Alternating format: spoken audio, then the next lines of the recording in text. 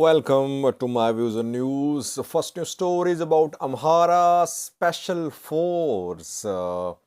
Reportedly, federal government led by the Prime Minister PM Abiy is telling the Amhara regional government to stop training of Amhara Special Force. Why is that? Amhara Fano militia has already been disbanded, largely you can say.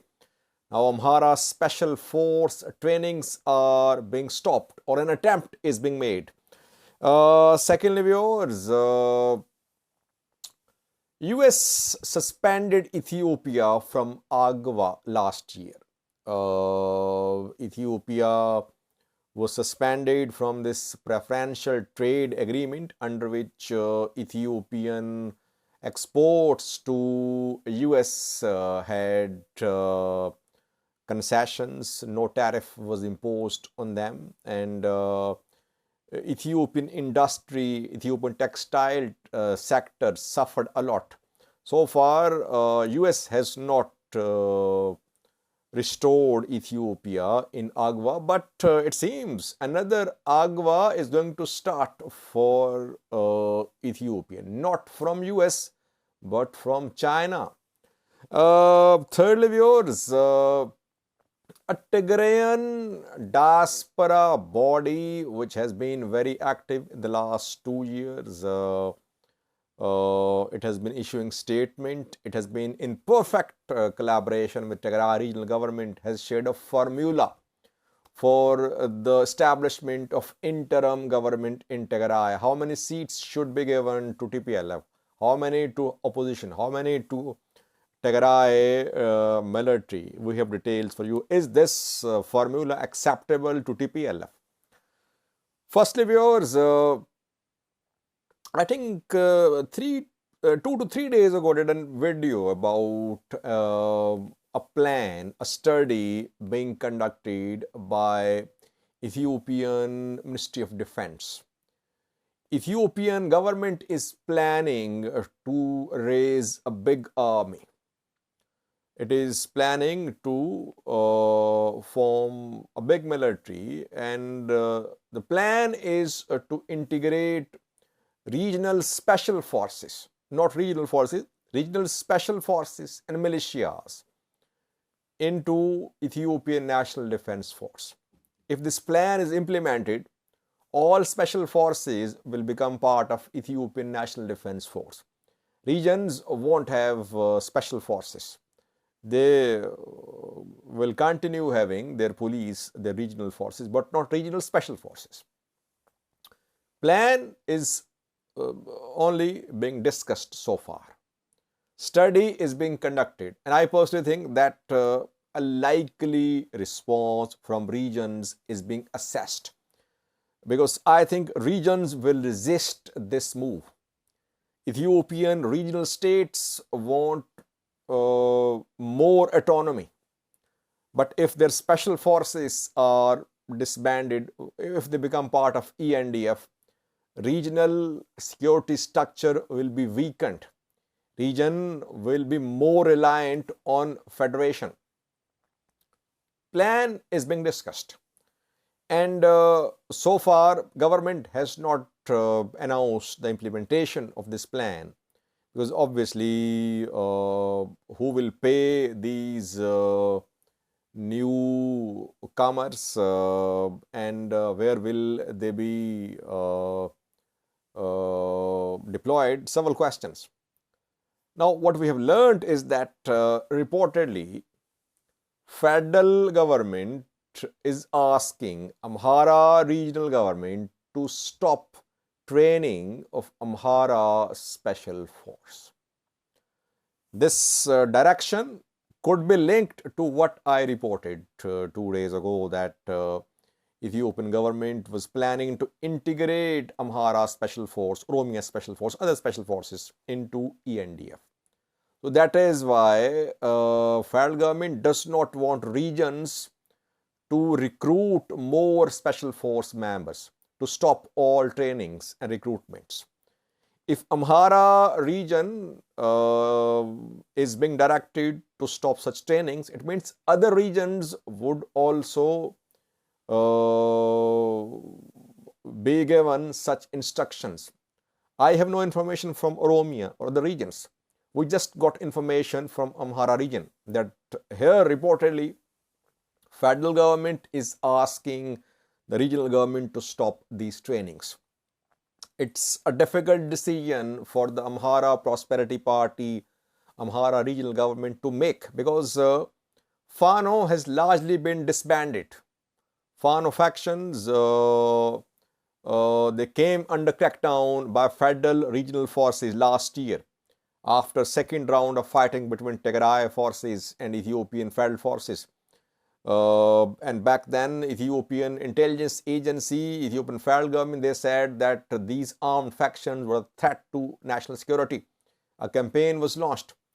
Fano fighters, thousands were arrested. Their commanders fled. Some are in prison, like Zamina Kasi. Some are still on the run, like Masrisha. Masafent nowhere to be seen.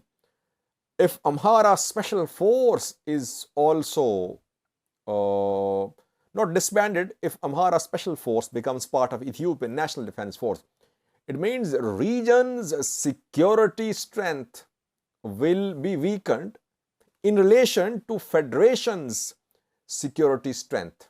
Strength of federal security institutions and regional security institutions, there will be no proportion. And regional government, I personally think, will oppose this move. That is why perhaps Amhara regional government issued a statement 2 days ago, in which it said that some who are captives of past history, they want to settle scores, and they are working, they're doing things which are against Ethiopian unity. It means that the issue of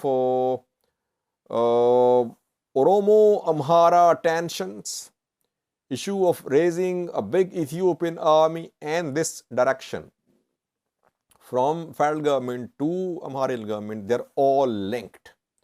It is part of wider war between the federal government, which is seen as led by Oromos, or that Oromos have more share, and regional government, Amhara political elite. So far, Amhara government has not agreed to stopping of these training and recruitments.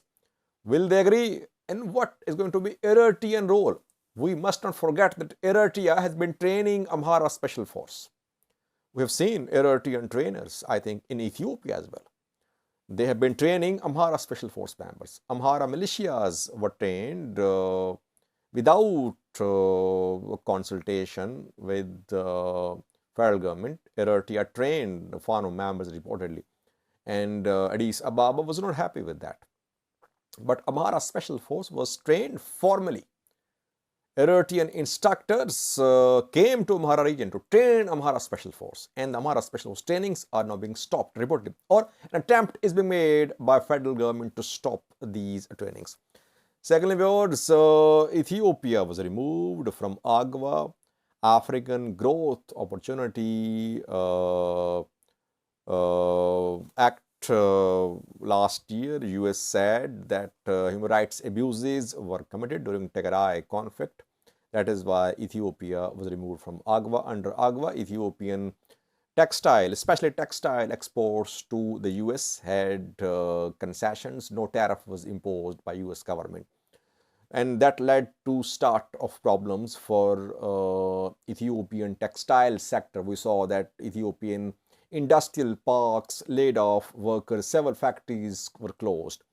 Now China is coming to the rescue of Ethiopian government, and from the 1st of March next month, 98% of Ethiopian exports to China will not be taxed. China will impose zero tariff on these imports from Ethiopia.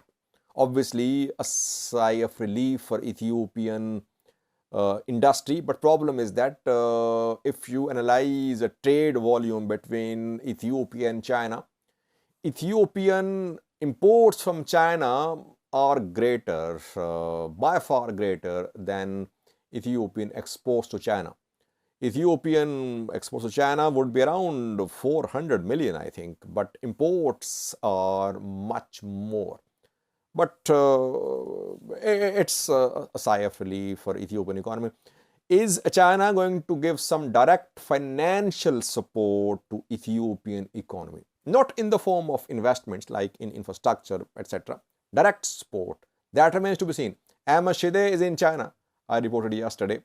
And now we are hearing the announcement of this special concession for Ethiopian imports from Ethiopia to China, though it was agreed a few months ago. Now it is being implemented from the 1st of March. Thirdly was Tigray, where a Tigrayan diaspora organization is proposing a formula for the establishment of interim government in Tigray, where opposition parties are rejecting government's efforts, Tigray government's efforts for the establishment of regional interim government, because opposition parties say that TPLF is taking a solo flight. It is not consulting opposition parties. GSTS is Tigray Global Society of Tigray Scholars and Professionals. This organization has been supporting Tigray government in the 2-year-long war. It issued statements. It worked in diaspora in support of Tigray government. Now this body has proposed a formula. Will the formula be accepted by Tigray government, opposition parties? That remains to be seen. GSTS says that TPLF should have 25% of seats in interim government. 20% should be given to opposition parties, and 55% should be given to other players, like 30% to Tigray military, and remaining seats should be given to civil society and others. Will this formula be acceptable to TPLF? That remains to be seen. Is TPLF going to allow opposition parties to have this much share? 20%, military 30%, though military is largely aligned with TPLF. But let's see, we'll have to wait. It's a good thing that diaspora is trying to be involved in this issue, because opposition and TPLF, they're poles apart. Both have their own concerns, the grievances. Who will intervene? Either Addis Ababa or diaspora or military. Military's Tadase Verde has become controversial, who is leading the committee for formation of interim government. Then who will resolve the issue? Someone from military who is impartial, or someone from outside. That is why maybe this diaspora organization is stepping in. Will the formula be acceptable? That remains to be seen. And secondly, we must not forget that Addis Ababa, federal government, Prosperity Party, Tigray Democratic Party, others who were not allowed to run in 2020 regional election, they also want their share in interim government. So forces outside Tigray who were not allowed to work in Tigray, Regavi Berhe's party, others, they want their share as well. But so far, Tigray is creating consensus within Tigray, which could not be created so far. Thank you for watching.